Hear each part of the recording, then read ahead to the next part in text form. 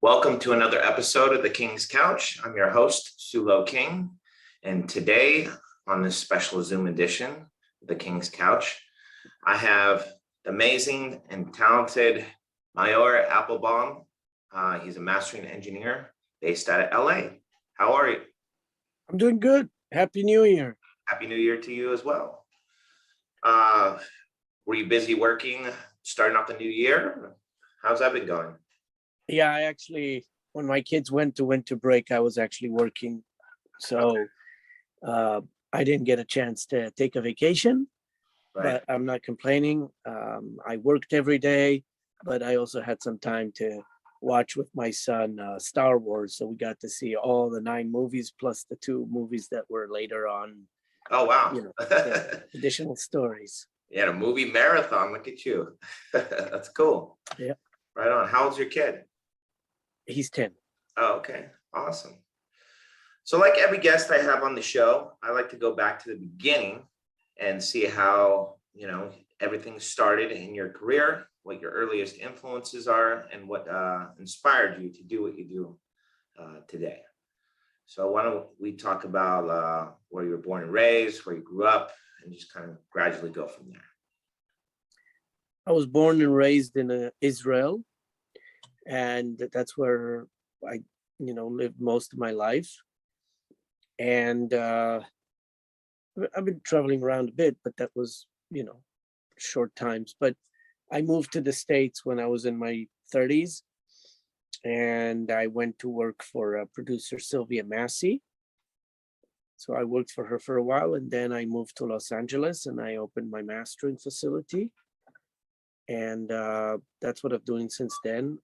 When I lived in Israel, I was also in broadcasting, and I was also DJing. I was also doing some, working with my own bands. I had my own bands back then that I was performing with and recording with. And I had different projects that I was involved with. But basically, that's where I started with music and playing in the bands and making the music, from high school and up, just like a lot of people, and my interest grew in recording as I was growing up. And I made a living, from working in audio, but in different aspects of audio. And then I decided to move to the States because I wanted to progress in my field of mastering, and I wanted to be in closer proximity to where that type of industry is big. And what year was that in? End of 2007. Okay. Not end, sorry, half of, like summer 2007. Okay. You lived somewhere else before you moved to LA, or? Yeah, I lived in a place called Weed. Oh, yeah, that's all the way on the border of California, right before Oregon. Yes, that's Way where up there. that's where Sylvia Massey had the studio there called Radio Star Studios. So I lived in the studio. Oh, wow. How long did you do that for? 8 months, every day, including the weekends. It was all the time, like living and working in the studio. Then you eventually found your way down to LA, and you've been there ever since. Yeah. Okay. Awesome. What influenced you to become a mastering engineer? That's a good question. I think I just gravitated to it because having the experience of being a DJ, and I also had some radio shows, had like internet radio shows when it really started out. And I was a music journalist in 2 magazines, webzine and a magazine. And before that, I was in another magazine. So I had the experience of being a listener, as like a reviewer or a DJ that's presenting the music. And I had the experience of being a band member because I had bands and projects I was involved in. So I also had that aspect, and I had the technical aspect because I learned sound engineering. Right. So I felt like it gave me different perspectives, and in mastering, that's the perspective you want. You want to be, the last in the chain. You want to be the closest to the listener in terms of the presentation of the music. So I think it just gravitated to it. And when I discovered mastering, because I went to have my record mastered, it was interesting for me. And I think that's what gravitated me towards it, is that it's the finishing touch, it's the final step. It's good to have the perspective of the audience, kind of, or the reviewer, like a journalist, or a DJ, like someone who's presenting it, or the radio DJ. Because I'm when you do all that kind of stuff, you kind of have a perspective, an outside perspective looking in. Right. I think that's what brought me to the profession. Yeah, it's an interesting profession. It's not something that you come across typically with a lot of audio engineers. It's a very specified role. But that's interesting how that influenced you to want to become a mastering engineer, and you've been doing it ever since. Besides being a DJ, what instruments do you play? I played bass, and I Okay. did some synthesizers, but I was not like a keyboard player per se. I just, made sounds and stuff like that with the bands I was in. But the instrument I was more into was the bass guitar. Oh, okay. Do you still pick up the bass?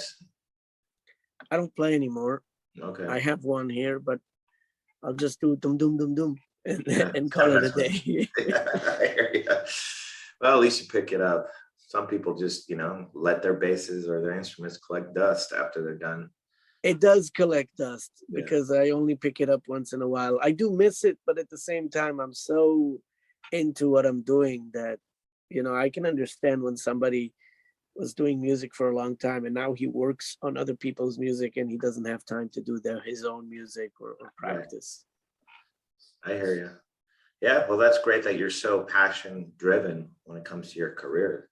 So let's talk a little bit about your career, like your early upbringings of branding your name and getting yourself out there, and struggle of just really creating your name in a very widespread industry. Well, when I came here, you start from nothing, right? So you have to find something. So I would go out to shows on Sunset Strip, go to the clubs and give out cards and try to talk to the bands, tell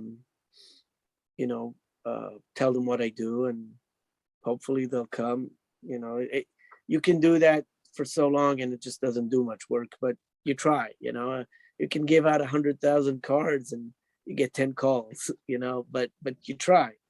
So it's a big hustle. It's a big investment time wise. And of course, money when you invest in your studio, of course, and the tools. And so, yeah, that's what I did for a long time. And in time, I met people who gave me the chance, who believed in me, who wanted to try me out, and some of those projects that came out amazing or great or good or whatever you want, or okay, or whatever you want to scale them, and either brought me more work in or created a rapport between me and the other person that brought it in. So there was a connection. Some of those brought more work. Some of those just did that job and that's it. Some of them didn't do anything.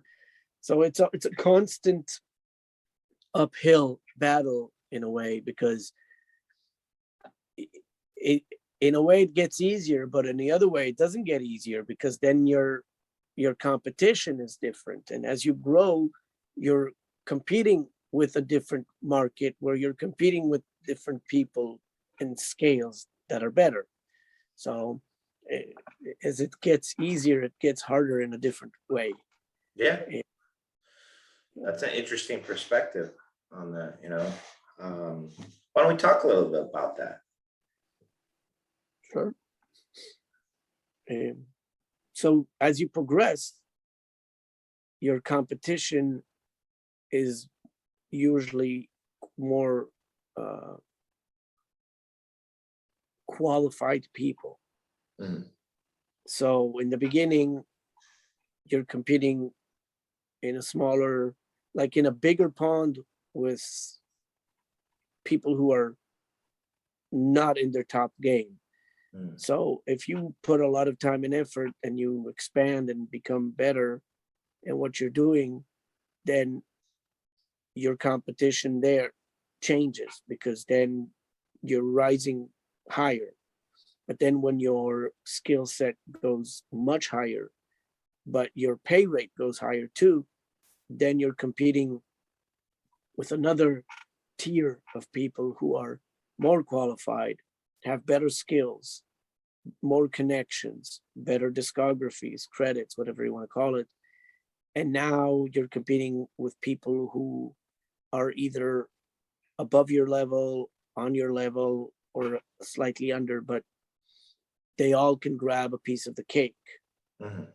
So you progress with that, and hopefully you stay afloat, and hopefully after that you can shine. And then you grow to the next tier. There you have people who are doing it for a longer time, who are much better. And then, you know, the more you grow, you're competing with a scale of people who probably have done it way more than you. So you want to up your game all the time. You know, if it's your skills, if it's your connections, if it's understanding better things, making better decisions, of course, investing in your gear. There's always going up, up, up. And you could be in a spot where you're good with everything, but maybe just more connections. Or it could be a spot where you're happy where you are and you don't want more. You just wanted to keep it like that. But everyone's different, and there's always another record coming out. There's always something new and interesting, and it's challenging, and it's rewarding, not as money wise always, but a lot of times it's rewarding knowing that you've done something that people like and that helps them sound better to the audience, and people are connecting to those records. Right. Yeah, that's interesting. And, you know, throughout the years, working your way up the tiers in the industry, now you've created a name for yourself, and you've worked on some very like notable artists' records. Why don't we talk a little bit about some of those experiences? Every project has the potential to bring a different project in, and sometimes you'll work on a project that maybe has like a legacy artist, but it's not a big artist nowadays, but that can create a relationship with the producer or mixer that you work with, and then he might be working on a bigger project and he'll be like, oh, I had a good experience with this guy on this, maybe we can do it again, and then it brings you another one. So even small projects can lead to bigger projects. When you do a big project, it can bring you a big project as well, but it can also bring you a lot of small projects. So that's the good thing about when you're working on a bigger records, that it can bring another set of records to you from big and small. And it's easier to, to kind of promote yourself when you do a bigger record, of course. Big records don't have to be huge records, but they could be big enough in their niche. And it's enough that they have a huge following in their niche to bring you a lot of clientele. I'll give you an example. I worked with Faith No More, and they're quite a known band in their niche, especially because they were very influential to a lot of artists. And I did their comeback album that came out in 2015. It's called Sol Invictus, and that record did well, and people were digging into it, and it got me a lot of awareness to me. After that record, I remastered their first record, We Care a Lot, and it came out with bonus tracks, additional tracks, and like it's remastered. It's called We Care a Lot, the Deluxe Band Edition. Nice. And another band that I worked with that got me, kind of a name is Yes. And I've done 6 albums with them. Oh, wow. It was 1 studio album and 5 live albums. I've done records for Meatloaf, for Starset, for El Nino, for Sepultura, for Rob Halford, Ingram Elmstein, Armored Saint, Cynic. Trying to remember all the stuff I've done. Done a lot of records, so I have to remember. Dokken, Fate's Warning, Voivod, The Gathering, Necromantics, Horror Pops, Butcher Babies, Green Carnation, Gilby Clark. Gilby Clark. He was Guns N' Roses, right? Yes. Yeah, that's right. And trying to remember. Well, you don't have to list them all. Eric Gales. Yeah. I did 3 albums for Eric Gales, 2 albums for Walter Trout, an album for William Shatner, Sacred Reich. I did a comeback album. Yeah, quite a lot. Yeah, well, sounds like you've had quite the career. That's awesome. And I'm sure now that your name is circulated throughout the industry, the hustle isn't as hard, but I'm sure you still put the effort and legwork out there in promoting yourself. And in these days versus the old days in the 2000s, we didn't have all this social media at our disposal to sit there and, market ourselves. Before it was more, like you said, like being like a scout, going out there and going out to the shows and hitting the scene and handing out business cards and having all kinds of, face-to-face conversations. And, that kind of marketing is still very effective today. I know that from having my own studio and having to do that too. And I share a lot of the, same similarities and, being the new kid on the block and trying to figure out how to, create my own niche and stand out from everybody else with what they're doing and whatnot. And, I had a successful 7-year run doing that. It was a lot of fun. And that's actually how I was first introduced to you, was through my business partner, Frank. And I believe you guys probably met at NAMM some years ago. I think that's originally how you guys met. And throughout the years, we would always recommend our clientele to you.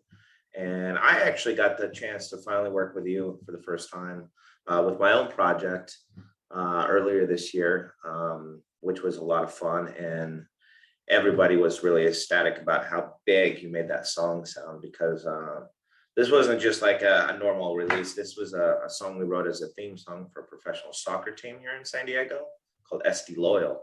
So we wanted that big, like, anthem-y type sound to it, and Frank did the recording. He nailed that. And then, of course, before he even said anything, I was like, I'm hitting a Maor and I'm going to have him master the song. And you did an excellent job on that.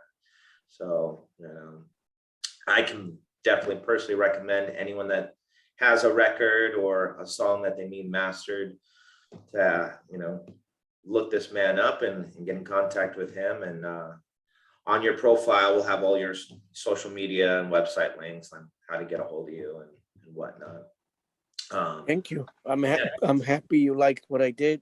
Definitely. It's always a pleasure working with you guys. So it was fun. Well, the one thing I love about you, and I'm sure you've come across this a lot in the industry, and we'll talk a little bit about this, is when it comes to working with your clientele, you're very personable. Like, you feel like you can get more across through a phone call for what the client is looking for than an email or a text message or something about that. And that's one thing that gravitated me towards you and wanting to work with you more in the future, especially because of that. I've always had that kind of approach too. I feel like, you can get a lot more accomplished by having a phone call and understanding what the client's needs are. Would you share the same sentiment in that? Yeah, I think that, there's different ways to approach a project. Sometimes a project is just sent to me and I don't have any connection with them, so I'll do it as it is. But if there's a way to communicate, just to kind of be in sync with each other, texts are cool, but texts are limited because you never know when the person is reading it. And also in written form, sometimes it's harder to elaborate on certain things. And the communication is better when you ask and get an immediate response and then ask again. And so I'm open to either way, email, text, or phone. And a lot of times, if there's a problem, it's easier to fix it by communicating by phone than by text or email. And even if there's no problem, just inquiring about certain things for the song, if there's anything specific you like or don't like, it's good to know. So to me, communications is key, and I want people to put the cards on the table. And, this service is personable, is custom.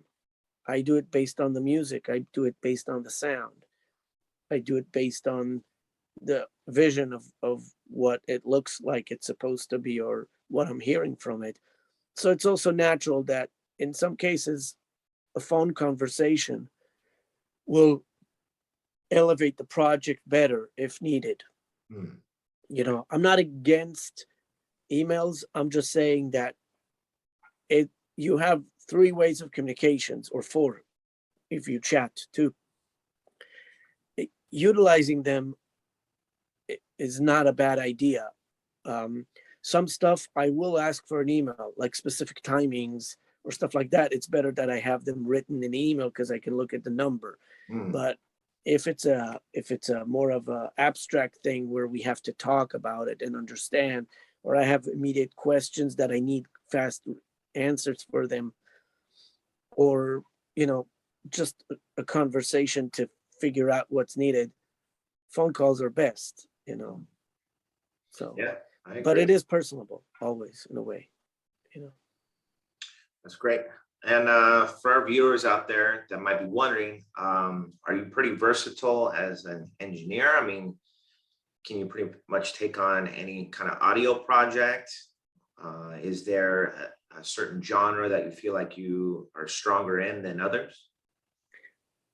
I only do mastering, but in terms of mastering, I've covered anything from classical music to jazz, to rock, to blues, funk, metal, hip hop, pop, R&B, soul, singer-songwriter, acoustic, cinematic music, video game music, all types of metal, from heavy metal to death metal to grindcore to hardcore to thrash to, whatever you want in that field.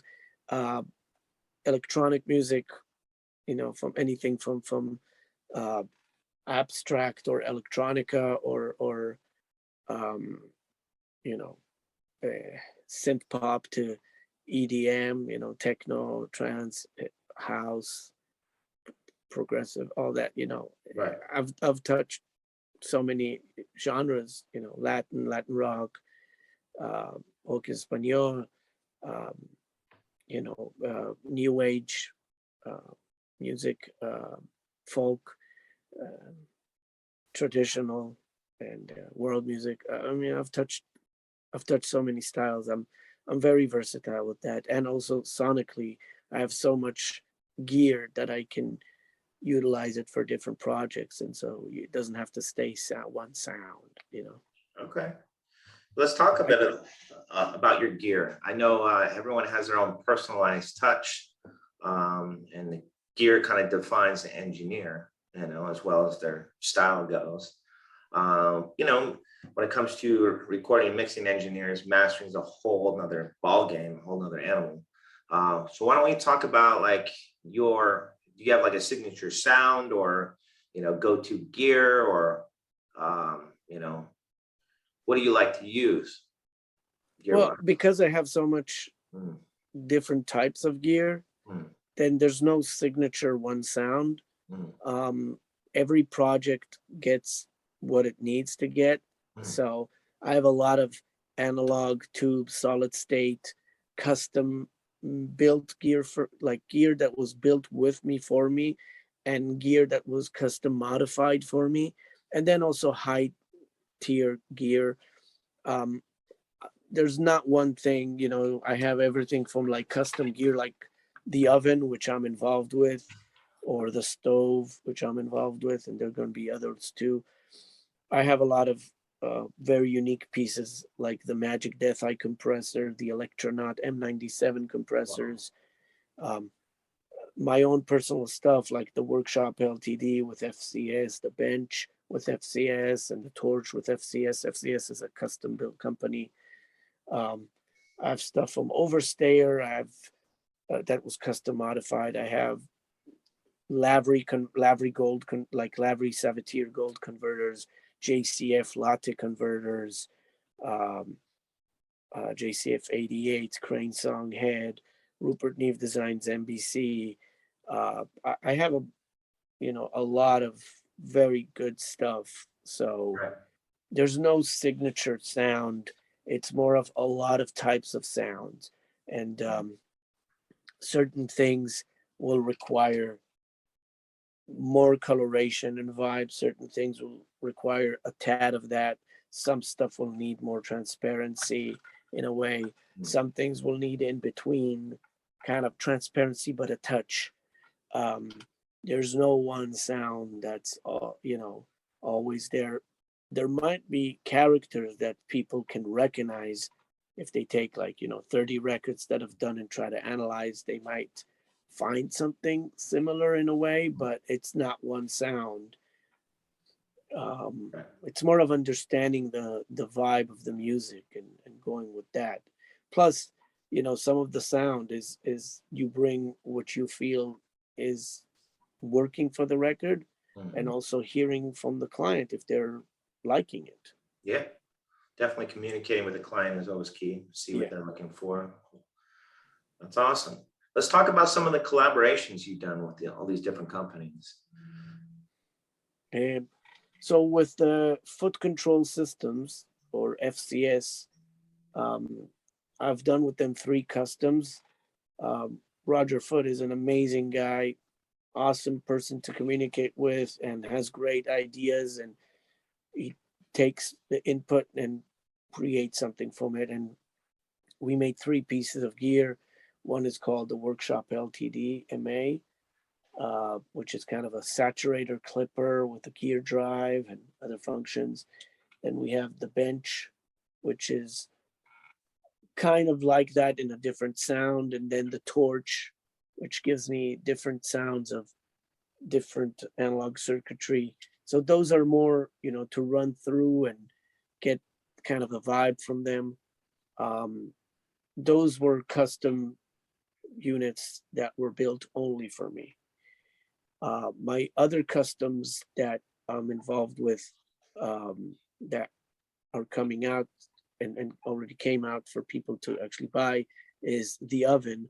Um, we did that. It's a collaboration between Handy Amps. It's HENDY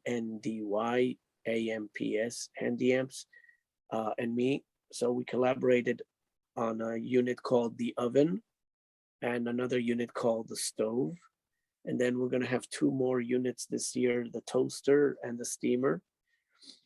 The oven and the stove are kind of mix bus processors that you can use for mixing, for mastering, for um, passing sounds through them and improving them, like drums, like vocals, different stems.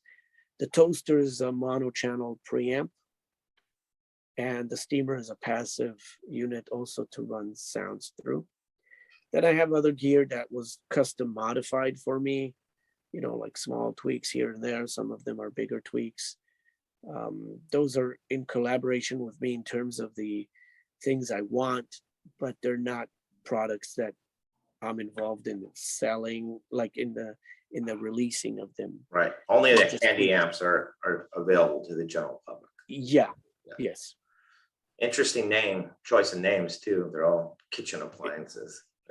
Handy Amps is a company that has their own line of products that they build to order, and they do some custom stuff for people. Uh-huh. But the oven, the stove, the toaster, and the steamer, those are the only collaborations that come out of us together that are coming out. That's really cool. And then you have some plugins as well.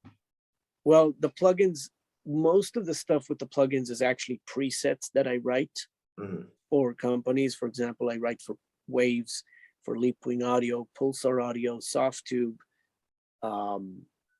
Arturia. So it's different. IK Multimedia as well, and Brainworks Plugin Alliance. So they'll release a plugin, and then I'll write some presets for them, and they will have them for people. They're like kind of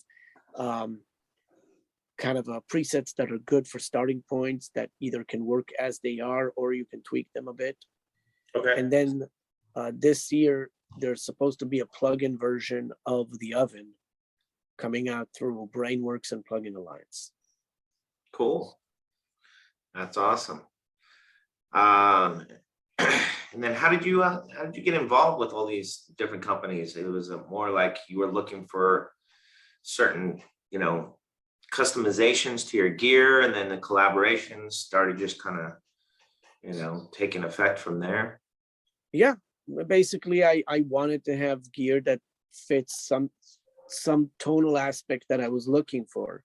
Mhm. So I had a lot of gear before that, and every once in a while I'll buy more stuff, and I figure out this is what I like, this is what I less like. So you start understanding where your taste comes into place in terms of what you like and what do you like to apply.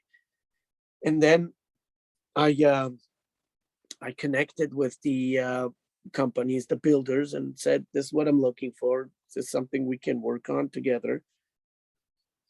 And you build it step by step, and it takes a while to design and develop something with someone, because there's prototyping, there's testing. Sometimes you do it and it doesn't sound as good as you hope for, and you need to change it. Like you hope for a certain sound and then it sounds different. So then you're talking with them on the phone and saying, okay, what do I hear here? What do I hear there? Try this, try that.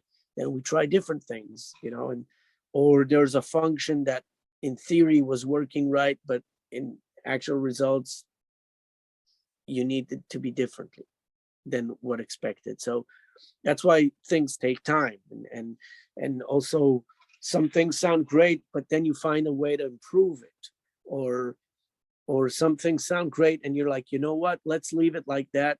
Let's approach a different thing. Mhm. It's always a process. It can take a long time, and you have to run different prototypes to try different ideas.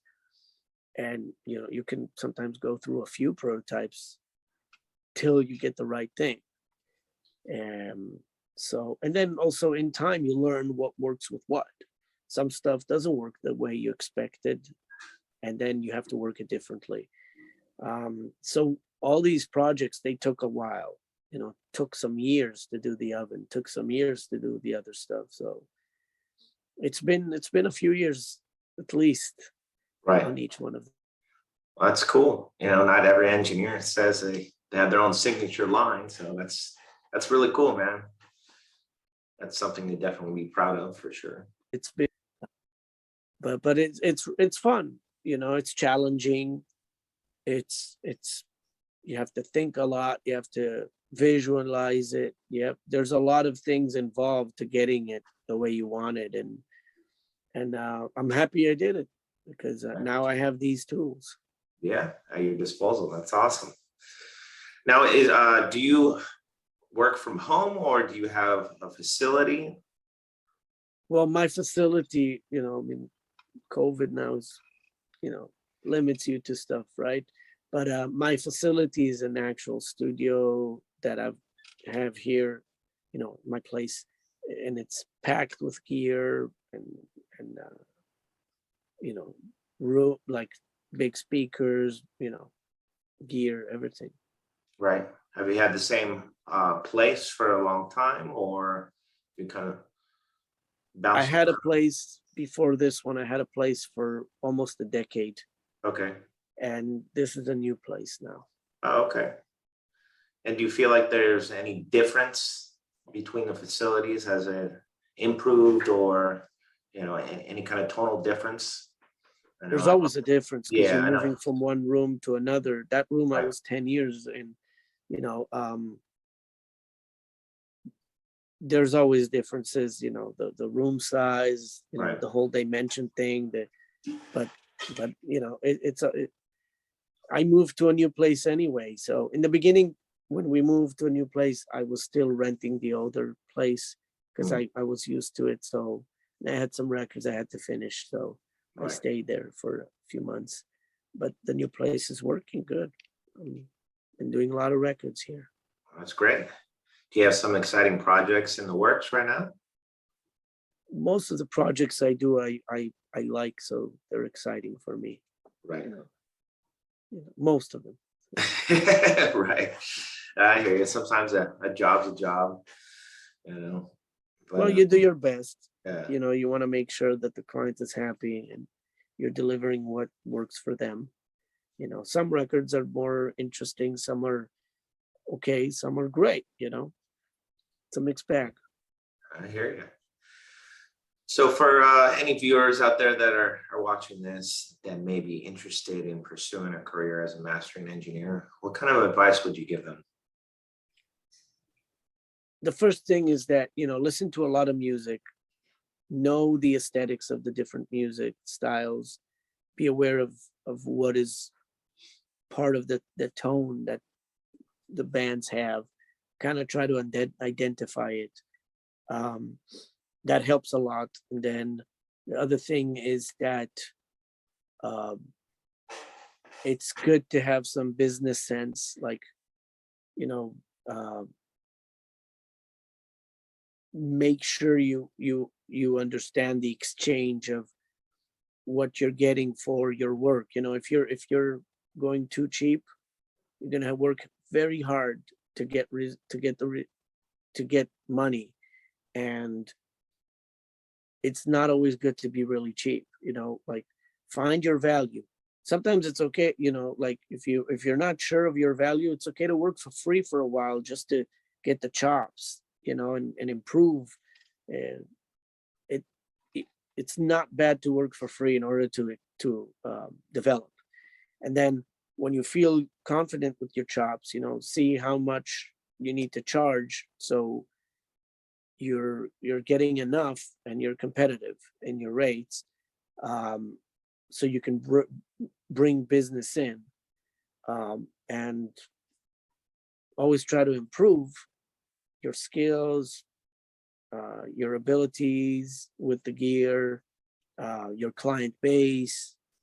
um, it's constant work, so be aware, be ready for that. um, if there's any places that you can get any good master classes and learn, or be an apprentice for someone, that's always something that could be potentially good, because if you're learning from someone who does it for a long time, you can pick up a lot of knowledge from that, um, even if it's free. You're basically studying, um, and it's a roller coaster ride, so you have to be aware that there's going to be times where you're going to be uphill battle, and then sometimes it's going to be like, oh man, it's just tons of stuff to deal with, and then it's like fun, and then it's not, and some days you worry, sometimes you don't. It's a freelancer life when you don't work for a firm. um, and there's a lot of information out there if you want to read. There's books, there's videos, master classes. I've done also a few master classes. There's one Really? that I've done called Creative Mastering with Maor Appelbaum. You can just Google it, Creative Mastering with Maor Appelbaum. um, and meet other peers and talk with them. People have different experiences with different stuff, uh, so they can give you perspectives too. Right. Okay, cool. Well, hopefully, you guys that are tuning in that are interested in becoming a mastering engineer will find that information useful. Like he said, there's plenty of different avenues, and you just really gotta, start off from the beginning, work for a company, and start putting yourself out there. So it's a lot of work, like any kind of career that you want to get into. You can go by yourself too, Yeah. that's fine as well. And just work hard and get, and, work hard and get far. Yeah. Yeah, freelance work sounds fun and enticing, but it's a lot of time and effort. You really got to market yourself, and you got to, just hit the pavement running. Yeah. We both know that firsthand, and it takes a while. But once that word of mouth starts growing, that's your bread and butter right there. And that's how the whole audio industry has pretty much been, is through word of mouth. You start getting recommendations left and right once your work starts speaking for itself. And I got to give that to you, Maor. Like, you definitely made quite the name for yourself, and it's been an absolute pleasure working with you on and off all these years, and now on a personal level. And I can't wait to hit the studio and have you master my next project. I'll be happy to. Yeah, definitely. Um, Looking into 2022, do you have any aspirations, any goals, anything you'd like to personally achieve with your business this year? As always, I want to grow. I want to improve. I want to have more clients. Want to have more records that I enjoy working on. And I think I lost your video feed. yeah, just a second. No problem. You there? There we go. Yeah, now you're back. Yeah. So I just want to, I want to improve the visibility of my business outside, so people will be aware of. I want to have more records coming in that I like. Of course, if some are not to my liking, but they come in and they're good to work with, then I'll do so, of course. But the whole idea is, you always want to improve and get more of what you want. So hopefully 2022 will bring me more of that too. There you go. And as always, we have 3 more products coming out this year, so I want them to be successful. And the first product, the oven, I want that to be successful as well. I want the plugin to be successful. I want other potential stuff that we've been working on designing to come out and to flourish. And I mean, there's always, you always wish the most and the best for yourself. Right, I hear you. Have you ever personally given anyone one-on-one lessons on how to master? Yes, I've done like consulting for people. Yeah. Okay. Either by Skype or WhatsApp or Zooms. Yeah, I've done it's more consulting. Right. I think I lost your video feed again. Yeah, you hear me now? I can hear you. Yeah, I didn't lose audio, just a video for a second. Okay, interesting. Do you have any I know you mentioned master classes. Could those master classes be found online somewhere like YouTube? Yeah, there's a master class called Creative Mastering with Maor Appelbaum. Okay. All right. So if it's anyone under Pro Audio Master Classes. That's the company. Okay. But it's enough that you write Creative Mastering with Maor Appelbaum. Definitely. So for those of you tuning in, if you are interested in learning the process of mastering through Maor, definitely go look that up on YouTube, and you can find it there. Awesome. Is there anything else that you'd like to discuss before we wrap this up today? Well, just wishing everybody, a happy new year, 2022. The last years were a bit challenging, or not a bit, or actually challenging for some more and some less. But, music goes on and life goes on, and we have to push. And even if there's a struggle, when the going gets tough, the tough gets going. So I want you all to, be strong, be patient, be persistent, keep on doing this, even if it's not a paying gig. but you love doing this, do it, because it's for your soul, for your heart, for your mind. And wishing everybody the best. You're welcome to check out my website, maorappelbaum.com, www.maorappelbaum.com. Facebook, I have a few of them.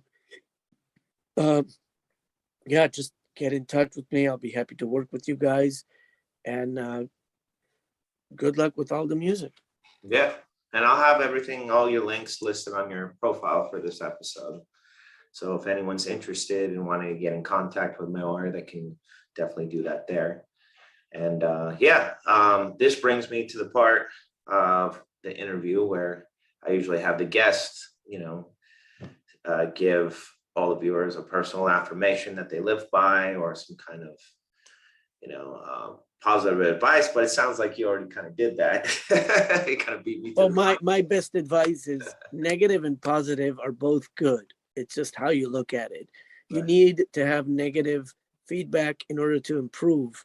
You need to have positive feedback in order to know, but you can't just have like one and live without the other. There's always something that you can improve, and be open to feedback. If it's negative or positive, you might not agree with the negative, but it's better to hear it than not to hear it, because sometimes there is something good in it to learn from. And then, criticism is not bad until it starts ruining for you, like scrutinizing too much. You need to know where things are, and if you can put the effort to fix something or improve, do it. If not, it's okay. Like, there's certain elements. So everything is good. It's just a matter of how you look at it. Right. Yeah, I agree 100%. My mentor in the industry taught me early on. He pointed at the stage and he's like, see that stage right there? He's like, if you want to get on that stage, got to be able to take it if you want to make it, or else don't even bother getting up there and trying to put in that effort, because you got to be able to understand and take any form of criticism, whether it's critical or constructive or whatever. Not everyone's going to like your music. Some people are going to praise what you do, but regardless of that, you can't let that interfere from that. And like you said, you got to, be able to like learn from your mistakes and kind of grow and move on from them, and that's something that I've never forgotten. And I've always applied into everything that I do, when it comes to, me playing music or working in the music industry, or even what I do now, working as a health coach. I take a lot of those same life principles and apply them into, day-to-day life. So yeah, you got a very positive mindset about yourself, Maor, that I admire, and it's inspiring to hear your words of wisdom. And especially, it's exciting for me to interview you and be able to share this with the world for others, and hopefully they can find some inspiration in this. Well, who knows, maybe you can find a client or two out of this at the same time. That'll be great. Yeah. Any final thoughts? Thank you for having me. I appreciate it. And good luck with the podcasts. Appreciate that. And that wraps up another episode of The King's Couch with my special guest, Maor Appelbaum. And once again, if you're interested in hiring him for his services, our links will be on this episode. It's been an absolute pleasure having you on the show, and I look forward to talking to you soon, my friend. Awesome. Thank you very much, and good luck with everything. Likewise. Thanks. And have a nice day. And catch you guys next time. Cheers. Cheers.